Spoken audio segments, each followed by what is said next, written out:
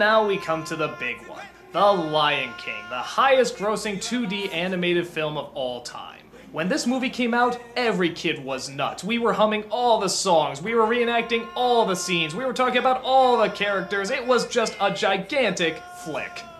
So, is it bad to say I think it's kind of overrated? Okay, just hear me out. While I don't think it's bad, I don't think it's the strongest of Disney's works either. I don't even know if I necessarily put it in the top 5. But that doesn't mean there aren't some very impressive things about it, or that the film as a whole doesn't work. Well, here, let's start from the beginning. We start with the birth of the new Prince Simba. Do I even need to tell you how they celebrate this?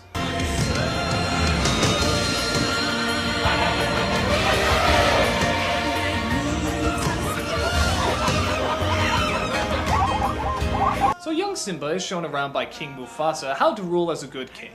But his uncle Scar is angry because he was next in line to be king.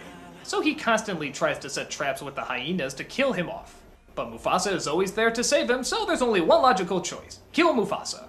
This leads to a very intense and very well done chase scene with a bunch of wildebeest. Scar sees his opportunity and throws him off a cliff. Simba, thinking that he started the stampede, feels incredibly guilty and Scar advises him to run away. Why he doesn't just kill him right there, I don't know. But Simba goes into exile and comes across a team known as Timon and Pumbaa. They tell him that it's okay to run away from your problems and start a new life over. And that's exactly what he does. He spends most of his years growing up with the two and decides never to go back. That is until his old childhood friend shows up and tells him that things are terrible back at home. And since he is the rightful king, he's the only one that can go back and make things better. But Simba doubts himself, thinking he still killed his father, until he gets a vision in the sky. His father says nut up, and Simba decides to go back home and fight his uncle. And you know the drill. Big climax, comic relief, get some laughs, and then the final showdown between the two of them. Okay, so what problems do I have with a story that actually seems almost adult? And that is stole from the most famous of adult plays. Well, let's get to my biggest problem with the film. The message. Actually, the message I really like, and I think it's a very adult message. I especially like it when he talks to Rafiki about it. Ow! Jeez, what was that for? It doesn't matter. It's in the past. Yeah, but it still hurts. Yes, the past can hurt. But the way I see it, you can either run from it or learn from it.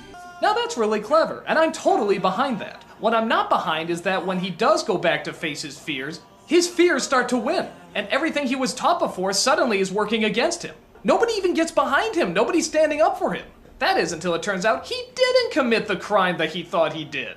So I guess the moral of the story is never take responsibility for what you've done, because nobody will be behind you unless it turns out you didn't really do it.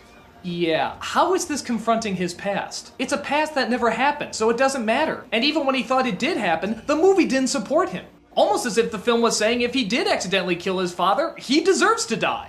Look, nobody's on his side until he comes out and says, haha, wasn't me. And I'm sorry, that's a serious flaw. If you think it's something that just my overanalyzing adult mind thought of, no, I was thinking of this as a kid too. This film didn't teach me to come forward with my mistakes and to take the responsibility for it. It taught me to convince people that I didn't do the mistake, because that way I'll have a happy ending.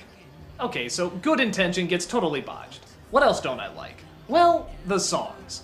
Yeah, I know, but I'm sorry, I don't like these songs. Well, I take it back. Be Prepared is awesome. Circle of Life is good. Though I think a lot of that is more Hans Zimmer's orchestrations. Can You Feel the Love Tonight? Hate it. I Can't Wait to Be King? Hate it. Hakuna Matata? Holy fuck balls, I hate this song. I hated it when it first came out. I was boggled by the fact that everybody was actually singing this. It's annoying. While I was constantly humming Be Prepared at school, all the other kids were constantly singing Hakuna Matata. I'm surrounded by idiots. On top of that, big shock, I think Matthew Broderick is pretty bland. Jonathan Taylor Thomas is a little bit too, but to be fair, he's a kid, and he really does sell those crime scenes. The villain, well, good, is a little too simplistic. I don't know, he seems so smart and intelligent, but then when he takes over, he seems like a little child. That just sucks out all the dignity and likability that you have for a villain. It's like if Maleficent, after she got her way, suddenly started going nee nee nee nee nee.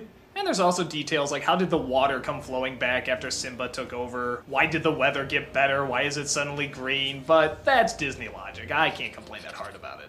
So okay, I've bitched about the movie long enough. What do I like about it? Well, it's big. I mean, friggin' big. If you can see this movie on the big screen, see it. When Scar's paw comes down for the first time, it's just massive. I actually remember somebody in the audience going, "Whoa!" On top of that, the characters aren't great, but they're good. James Earl Jones as Mufasa is a great leader, Jeremy Irons is over the top as the villain, but he's still pretty enjoyable. The hyenas are funny, Rowan Atkinson has a few good puns here and there. I'm not a huge fan of Timon and Pumbaa, but I stomach them okay.